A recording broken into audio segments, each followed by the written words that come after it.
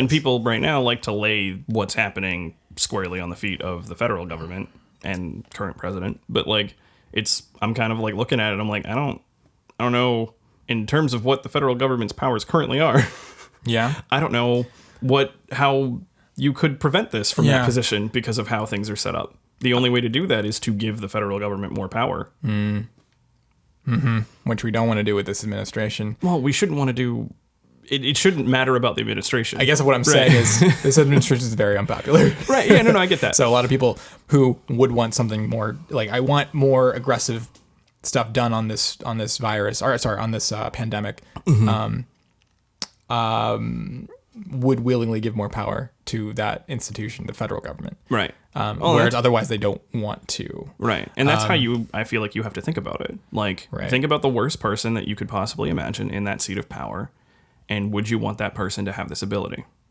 That's how I view any sort of legal question about like changing. That's a good way to view laws. it. I think my personal distaste for the way the federal government has handled this situation kind of is in line with the rhetoric that it's been like basically because I haven't heard that before with this administration. The denial of the denial of data and science, the denial of until like literally this last week, promoting the usage of wearing masks, not even just like saying this is a mandate, but more just being like, here, no, I'm wearing mine. Like, and I'm publicizing that I'm wearing mine. This is the president, by the way, who literally just started wearing masks in public last week. So I think that those are my just like the complete lack of just empathy and the denial of that there's any problem really, like we've got the best numbers kind of thing. Like up until literally a few days ago, hearing that kind of rhetoric, and it suddenly changed now that his poll numbers have gone way down.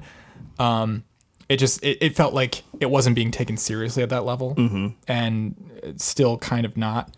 Now, should that translate into actual mandates that the federal government can like just spread across the whole nation? I think in this instance, I'm still of the mind that we should explore that more deeply and I'm not against exploring and maybe it. how we can prevent that from being used in the future. But I know once you set precedent, it's very you've opened yourself up. Right. It's very hard to take power away from someone once you've given it. Yes.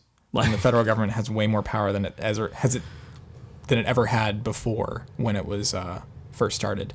Yeah. Or that was originally intended, I feel like, from its inception. I feel like the federal government has more power than was originally intended. And that's a bigger conversation. But like, it's one of these things where, what do we value? Like, do we value there's the classic, I think it's Benjamin Franklin, whoever would, forego their liberty for safety is deserving of neither. I believe you're right. Yeah. Yeah. And look what we've done. Right.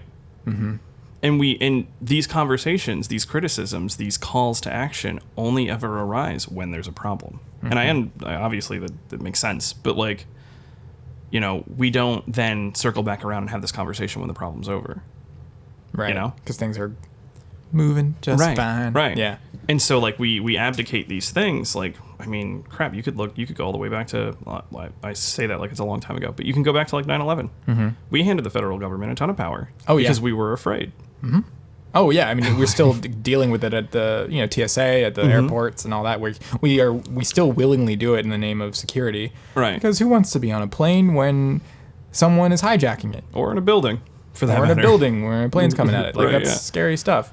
But we have foregone, like, there's so many things that under the new powers that the federal government was granted during that time period, they've taken it so far. Yeah. They've been able to invade countries, essentially, and also invade our own privacy. Other countries, we're still in these wars, like, almost 20 years later. Right. What? After we got them.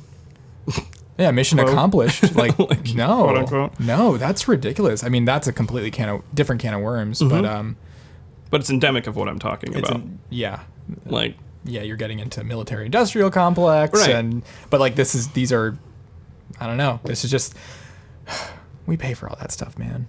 and that is kind of my point. Is no matter what we do, we pay for it, and we have to understand what we're paying for. right? So either And they're taking our money and Right. fighting these endless wars and taking away your privacy and but we let them because we're scared. yeah, that's the whole idea. Right. Yeah. And we're scared right now. And the question is do we let them? Is it worth it in the end? Right. And I'm going to sound callous here, but again, this is a thought experiment. I am not unempathetic to the plight of other people. Of course.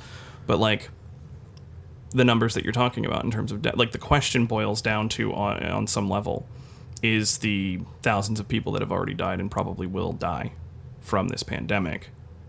How many people are we willing to let die in order to maintain these liberties? What's the equation?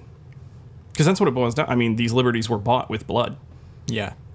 So clearly we were, like, at some point, people that came before us thought that it was worth men's lives to attain these things.